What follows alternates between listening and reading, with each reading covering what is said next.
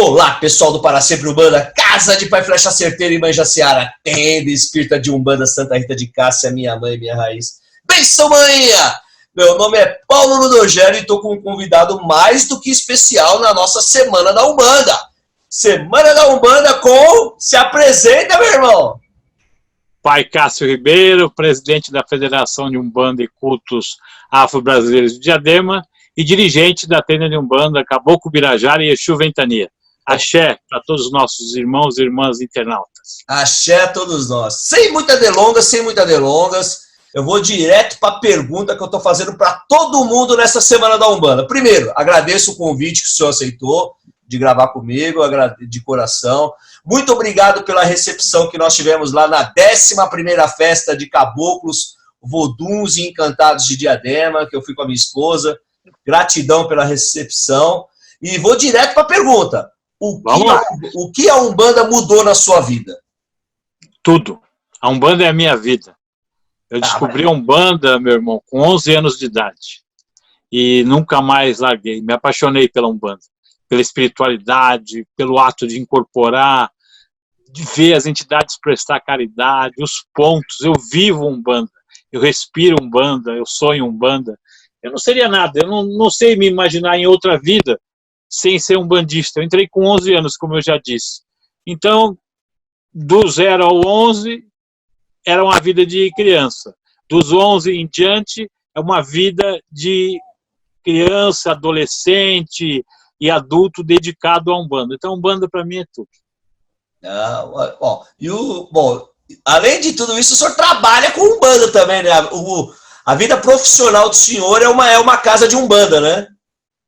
Justamente por isso, porque eu era muito pequeno, não trabalhava com 11 anos, não é? E eu precisava ter as coisas das minhas entidades, não é? Em que eu tive a ideia? De vender no meu próprio terreiro que eu frequentava, tendo Umbanda Pai Oxalá e Mãe Maria Conga, da Babá Maria Helena, de Oxalá, aqui em Diadema, as coisas das entidades para que aquele dinheiro pudesse reverter o lucro para continuar comprando as coisas para minhas próprias entidades. A Zezinho Baiano nasceu daí, em cima de um caixote de feira, desses de maçã, foi aí que nasceu a Zezinho Baiano. Nossa senhora, que história. Eu nasci na Umbanda, como o senhor sabe, né? O senhor conhece toda a minha família, conhece meu irmão. Uma família de axé, né? Maravilhosa. Diga-se de passagem. Gratidão. E eu me lembro até hoje, quando o senhor trouxe aqui na casa de manhã aqui, a imagem de São Sebastião, o Oxóssi de 2 metros de altura. O senhor lembra? Lógico que lembro. Inesquecível, lógico que lembro. Lembro muito bem. Nossa, foi muito gratificante para nós aquele dia. A Maria teve um choque quando ela viu, rapaz. Ela até chorou, ela queria. Olha, ela é linda. A Umbanda é isso, meu pai, meu irmão, meu pai. A Umbanda é isso para mim, ela está presente em tudo, porque ela é meu ganha-pão, mas ela é também, e principalmente, aquilo que me faz viver. É uma razão de vida na minha humilde existência. Então eu vivo Umbanda, profissionalmente falando e espiritualmente falando. Principalmente espiritualmente, porque, como eu já disse, é uma repetição do que eu falei, a parte comercial entrou em função da manutenção da parte espiritual. Eu quero fazer apenas uma ressalva às palavras do senhor, que o senhor falou assim, a profissão do senhor é Umbanda, mas entendam vocês que estão nos assistindo que o Pai Cássio, ele faz trabalho caritativo, a profissão dele é ter uma casa de artigos religiosos. Vamos deixar bem definido, é a casa de Umbanda Zezinho Baiano, uma rede de lojas onde nós vendemos artigos religiosos. Então eu sou um comerciante, agora eles falam empresário, né? Mas eu sou um comerciante de artigos religiosos de Umbanda e Candomblé. Mas do ponto de vista espiritual, nada de cobrar, eu não tenho nada contra quem o faça, mas eu prefiro dedicar totalmente gratuidade, porque a parte financeira eu vou buscar no comércio, e a parte espiritual eu deixo para fazer gratuitamente. Eu vou discordar do senhor, o senhor não tem nada contra quem o faça, eu sou contra assim, quem o faz em nome da Umbanda para atender como guia. Se é um trabalho de Umbanda voltado ao público, é trabalho caritativo. Agora, se você vai fazer um trabalho à parte, vai atender fora de horário, aí são outros 500. Né? Eu não vou entrar nesse detalhe. Né? Agora, quando você abre um trabalho ao público, eu entendo que tem que ser caritativo, porque muitas vezes a pessoa ela deixa de pegar o ônibus e vai a pé para passar numa consulta com o guia.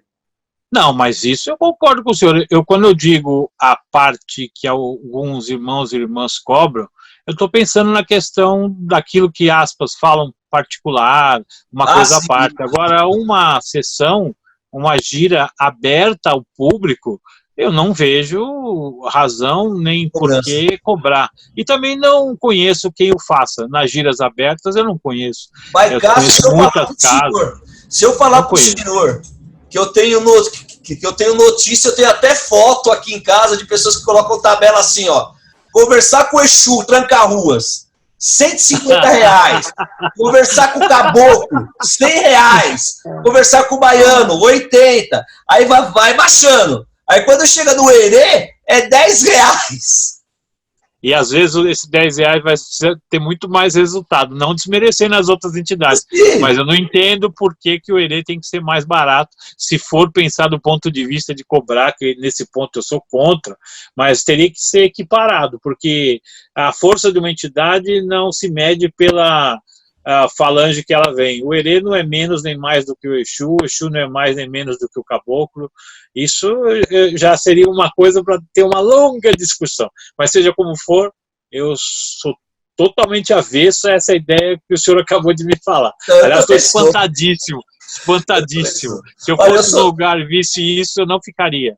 Por mais leigo que eu fosse da religião, eu não ficaria. Olha, Pai Cássio, eu estou tão revoltado com algumas coisas que eu tenho visto na Umbanda, que eu sou muito contra a elitização da Umbanda, né? Elitização, eu vou repetir, elitização. Ou seja, eu tenho que selecionar pessoas que podem pagar para frequentar o meu terreiro. E vou ser claro, vou jogar aberto para o senhor aqui. Você só pode entrar na minha casa se você fizer curso A, B, C, D, E, senão você não pode entrar na minha casa. Eu aprendi Umbanda, que o senhor conhece a minha família, girando que nem um peãozinho. Girando. Exatamente. Girando. Exatamente. Essa foi a minha iniciação também. Não tinha nada de curso, não tinha nada disso. A coisa era mesmo passada de uma maneira que eu atribuo ao plano espiritual. Era girar, fechar o olho e ver o que aconteceria. E confiar, né? Vamos confiar para ver do que aparece aí. Confiar, exatamente. Que era a famosa firma cabeça. Firma cabeça para mim é confiar. É confiar. É você se entregar totalmente, independente de saber ou não o que você está fazendo. Você não precisa saber, basta você confiar. Isso para mim é firmeza. É aquilo que os antigos falam, firma a cabeça. Poderia ser traduzido como tenha fé. Exatamente. Eu não sou contra curso, não sou. Eu acho que existem alguns cursos que são até viáveis, né? A história da Umbanda, a teologia da Umbanda, eu acho que são. Agora, tem uns cursos inventados por algumas pessoas aí, que eu não vou citar nomes por causa de processo, né? Não vou citar nomes por causa disso. Nossa, que, pelo amor de Deus, está denegrindo a imagem da Umbanda. Bom, mas vamos lá. Pergunta que não quer calar. Pergunta que não quer calar. O senhor, como presidente de federação da região de Diadema, eu não sei se pega São Paulo também. Pega São Paulo também ou não? Pega São Paulo, temos terreiros filiados até em Minas. Na realidade, não tem território geográfico para filiar. Então tá, se a pergunta for muito chata, o senhor fala, eu prefiro não responder, tá bom? Pode falar. Não tá bom, vamos lá. O senhor como presidente de federação, se o senhor tivesse o poder nas mãos como presidente de federação, tá? Poder que eu falo a nível nacional, não espiritual, material. Não espiritual, material. Tá? O que o senhor gostaria de fazer em nome da Umbanda? Eu vou fazer isso porque isso vai mudar. Vai mudar, vai ser melhor. O que o senhor gostaria de fazer? Bom, eu não sei se eu estou captando a pergunta como você espera, mas o que eu sonharia para a Umbanda, se eu pudesse, é ter uma rede de televisão e rádio que cobrisse o território nacional. Abrir espaço para dirigentes espirituais de Umbanda e de Candomblé também, que tivessem coisas importantes para falar, mostrar o dia a dia dos terreiros, fazer com que a gente pudesse tornar a religião conhecida. E quando você conhece, você para de criticar. Quando você conhece, você passa a respeitar. Dá, portanto, uma força maior para a Umbanda de norte a sul do país, de ponta a ponta, do Oiapoque ao Chuí. Esse seria o meu grande sonho. Seria uma coisa espetacular. Perfeito, perfeito. Eu tenho um sonho. Se eu tivesse o poder na minha mão, na parte material, as pessoas falam que eu gostaria de codificar a Umbanda. Isso não existe. Codificar a Umbanda não existe, né, gente? Não existe. A codificação não existe. Mas eu gostaria muito que houvesse uma normatização de sacramentos. Boa.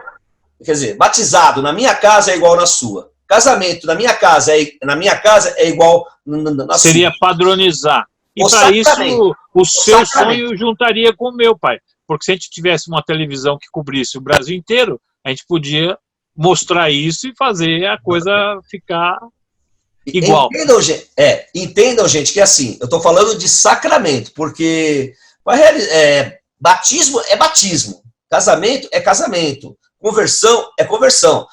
Nada impede que após o batismo, o guia-chefe espiritual da sua casa vem e possa dar a bênção. Após o casamento, o guia-chefe pode vir e dar a bênção. Nada impede isso. Nada impede isso. Mas não só impede, como é desejável. É desejável, exato. Agora, tem coisas que a gente escuta que não cabe, eu não consigo entender. O Exu vem em terra para realizar o casamento de fulano de tal e de tal. O Exu pode vir para dar um abraço, para dar a bênção, mas quem tem que realizar é o mãe de santo, é mãe de santo. Sabe? Eu acho que essa é uma coisa interessante para ser discutida. Um programa é pouco, hein? Não, dá. A gente pode até montar um pool aí. Bom, como eu disse para o senhor, esse programa que a gente usa, dá para colocar 100 pessoas. A gente pode colocar algumas pessoas e sair para discutir. Cada um na sua casa e discute. Dá para colocar. Mas é interessante, gosto da ideia. Acho que seria importante mesmo dar uma padronização, né? De sacramentos, não de ritos, né? Porque a casa tem o meu ritual, a sua casa tem. A gente respeita a diversidade, a gente respeita, a gente não pode jamais pensar em entrar na seara alheia. Acho que a FUNCABRAD, a nossa federação, tem muito disso. A gente não vai na casa de nenhum pai ou mãe para depois sair voltando e dando ordens para mudar isso ou aquilo. Isso a gente nunca vai fazer. Não devemos fazer isso. Isso não tem como, né? Agora, não tem como, mas tem gente que tenta. Não tem como. É tiro no pé. É tiro no pé isso aí. Também acho. É tiro no pé. Eu não consigo entender essas pessoas que tentam fazer isso. Eu acho que... Acho que é ânsia de poder. Ânsia de poder não dá certo, sabe? Nós não temos que ter essa vontade de ter poder, ter uma supremacia sobre outras pessoas. Você não pode ter essa visão. A gente tem que ter uma visão de respeito. Se aquele irmãozinho tem o terreiro há um mês, ou o outro tem o terreiro há 50 anos, se a espiritualidade quer que esse terreiro esteja aberto, cabe a todos respeitar. E uma coisa é você amparar com conselho, se for pedido, com respaldo, se for necessário. E outra coisa é você querer se envolver para manter a sua suposta supremacia. Isso aí eu sou contra. Humildade cabe em qualquer lugar e na Umbanda, então, deveria ser lei. Eu também acho. Eu acho que até... Aí vai um outro sonho meu, né? Existe um órgão regulamentador de terreiros, de terreiros que causam excessos. Aí eu vou falar de assédio sexual. Assédio sexual deveria ser banido da Umbanda, ainda colocado uma tarja preta lá, né? Não, de qualquer religião, né? De qualquer religião, né? Não, eu tô falando um órgão competente que poderia excluir o terreiro da face da terra, sabe? Não, é sério. Mas meu irmão querido, se um terreiro comete esse tipo de coisa, primeiro que não é um terreiro, é uma arapuca. Segundo, que se acontece isso, nós temos aí na espiritualidade os grandes guardiões, os grandes Exus, que vão fazer a pessoa pagar. Pode não ser na hora, mas vai pagar. Nós sabemos disso. Eu confio muito nisso também. Eu confio muito às vezes a Kátia comenta comigo assim, né? Fala, Paulo, você não confia na sua espiritualidade, não confia nos orixás, eu confio. Mas sabe que eu confio assim, eu confio, mas eu queria ver. Talvez eu não vou ver. Exato, é isso que eu digo. Nós temos que ter paciência para saber que vai acontecer. Pode ser que a gente não veja, mas que vai acontecer, vai. Nós sabemos que sim. Acho que a gente é meio imediatista, né? A gente quer fazer, ver e acontecer. Nossa, você sabe, Pai Cássio, uma vez eu estava com um problema sério e eu estava acendendo vela toda semana para Xangô pedindo justiça, né?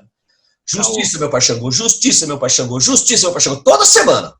Eu acho até que acabei com seu estoque de vela aí, viu, pai Xangô. Que bom, eu agradeço. Eu tava toda semana. Aí o pai Manuel de Arruda, a entidade Preto Velho que trabalha na minha coroa, eu tenho a mediunidade de ouvir, né? Mas não quando eu quero, é quando eles querem, né? Eu quero deixar bem claro isso. Quero deixar bem claro isso. Eu não saio ouvindo por aí o que eu quero, não. É quando ele quer, ele se aproxima e eu ouço ele falar. Né? Eu consigo ouvir ele falar. Aí ele chegou já me dando bronca. Quem você pensa que você é? Sua bênção, pai. Né? Não, que exame maior te abençoe, mas quem você pensa que você é? Pai, não estou entendendo. Quem você pensa que você é para ficar clamando a justiça assim em vão toda semana? A justiça não é surda, a justiça não é cega, para você ficar toda semana clamando a justiça, ela já ouviu no seu primeiro pedido, você para de ficar insultando. Eu falei, nossa, Cássio, eu tomei uma bronca do Preto Velho. Eles são lindos, né? Eu tomei uma bronca do Preto Velho, que eu falei, como assim, né, meu? Papai, é que eu tô acendendo para pedir, mas a justiça já ouviu no primeiro pedido. Ela não vai sabedoria, te mostrar. Sabedoria dele. É assim mesmo, a gente aprende com eles, nós estamos sempre aprendendo. Não, e por isso que eu falo também, né, que eu não entendo, eu levo muitas broncas das entidades que trabalham comigo, e acredito que o senhor também, né, que a gente comete erros, às vezes infantis a gente comete, né, pai? Somos seres humanos, factíveis de errar. Exatamente, eu levo bronca direto das entidades que trabalham comigo, mas no sentido de me corrigir, de me orientar. Carinho, é carinho. Exatamente. É como um pai, quando dá um alerta para um filho ou uma bronca, tem amor ali, e tem experiência, e tem resultado bom se o filho souber seguir. Então, a gente tem que ser passivo de encarar a bronca, agradecer, pedir a gol e esperar que a coisa boa venha. Eu não tenho a dúvida disso. Bom, pai Cássio, para encerrar, eu queria que o senhor mandasse uma mensagem, que nós estamos na Semana da Umbanda, né? Na Semana da Umbanda. E esse vídeo está indo ao ar numa quarta-feira, que na nossa doutrina nós comemoramos Xangô. Né? Então que Xangô reine sobre nós, trazendo equilíbrio, trazendo justiça para a Umbanda. Mas eu queria que o senhor mandasse uma mensagem para todos os vossos federados, para as pessoas que estão nos assistindo aqui hoje. E, mais uma vez, eu quero agradecer a grande recepção que eu e minha esposa tivemos lá na 11ª festa de Caboclos, Encantados e Vodus de Diadema. Bom, senhor, sua esposa, todos da sua casa são sempre bem-vindos em todas as nossas festas. Vocês são pessoas que moram em nosso coração. Para deixar um recado, eu quero mesmo agradecer a todos aqueles mais velhos, aqueles decanos que já se foram, os que estão conosco, por terem enfrentado tantas dificuldades para trazer a Umbanda até a todos nós. E que nós saibamos, filiados, não filiados, umbandistas novos, umbandistas antigos, a seguir os passos dos mais velhos, a termos humildade, praticar a caridade e termos, acima de tudo, uma união muito grande, porque com união, com amor, tudo se resolve. A Umbanda é eterna. São 111 anos de amor, de fé, de trabalho, de prática de caridade. Agradeço a todos os nossos decanos, lá no plano espiritual, que eles recebam todas as bênçãos de Oxalá. Os que estão aqui conosco, que possam ter muita saúde e vida longa para continuar nos ajudando. E que nós possamos todos caminhar juntos. Axé. Axé, pai. Eu só falo dos decanos assim, só falo com tanto amor assim dos nossos mais velhos. E eu tenho o maior orgulho de ter conhecido tantos deles, né? A mãe Joana Amparato, o pai Demétrio Domingues. Mãe Joana do Caboclo. Nossa. Pedro Agora Furlan, até me arrepiei. Pedro Furlan, comendador Wilson de Paiva Tupinambá, Dr. João Batista Menezes Ladessa. Cabeça. Nossa, são tantos e tantos maravilhosos, tantos que a gente deve tanto a eles. Então eu tenho muito orgulho, porque por ter entrado novo, eu conheci muitos deles, né? Alguns já mais de idade, outros foram com o passar do tempo, nos deixando, pai Mário Paulo, são tantos e tantos que eu cometeria injustiça de tentar lembrar. Mas eu falo deles com amor e carinho, porque... eu entendo o senhor. Eu sinto eles. Eu entendo o senhor, porque me vem lágrima nos olhos também, me vem lágrima nos olhos. A mãe Joana Impárata, ela estava manifestada com o Caboclo Baturité. Quando eu fui na casa dela, eu fui com o Renan pequenininho no colo ainda. O Caboclo pegou o Renan no colo, levou para o altar e apresentou para o Caboclo Arrancatoco. Nossa, eu lembro disso até hoje, nunca vou esquecer disso. Nunca vou esquecer disso. São tantas coisas que a gente não esquece, né? Eu lembro de tantas coisas lindas. Eu Nossa, lembro uma vez que fui na festa. Pai Demetrios Domingues, com a festa de Iemanjá. Nossa. Lindo, fantástico. Uma pessoa que a gente deve tanto, né? Pai Jamil, que é uma pessoa... Que partiu. Pai Jamil, pessoa maravilhosa. Pai Milton Aguirre. Eu tenho um amor muito grande. Nossa, pai Milton, até pouco tempo, poucos dias estava aqui conosco. Estava né? com a gente, Então, é o que eu disse, a gente vai acabar cometendo a imprudência de deixar de fora alguém.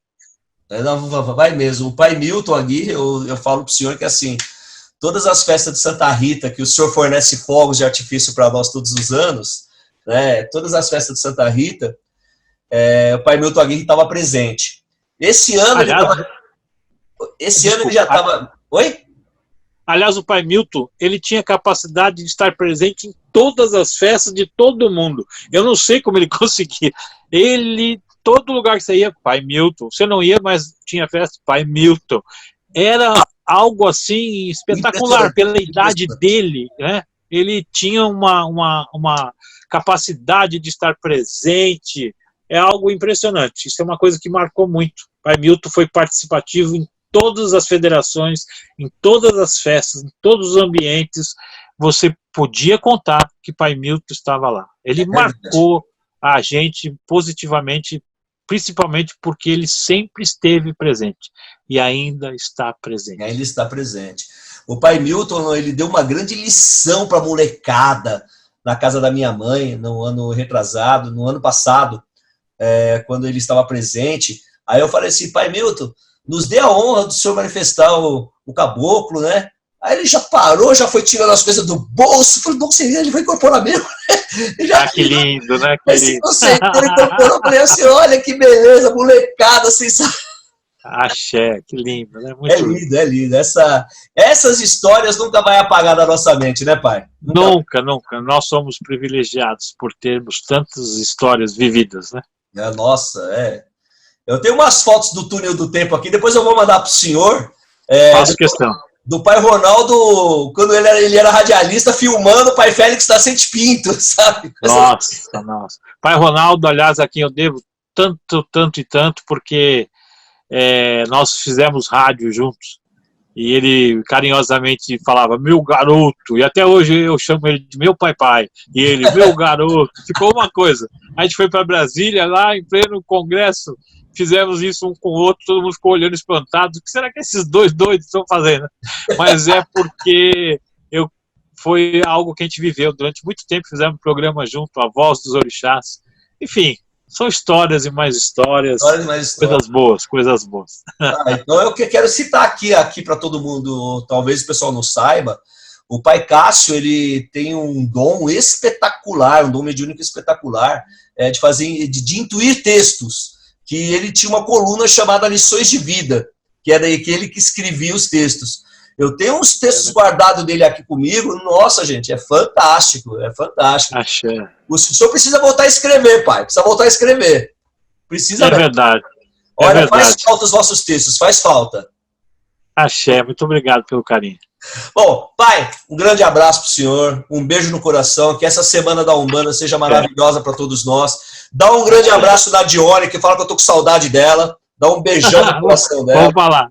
Dá um beijão para todo mundo aí. Beijo no coração de todos aqui inscritos. Axé, Axé, galera. Abraço. Axé. Abraços, paz e luz.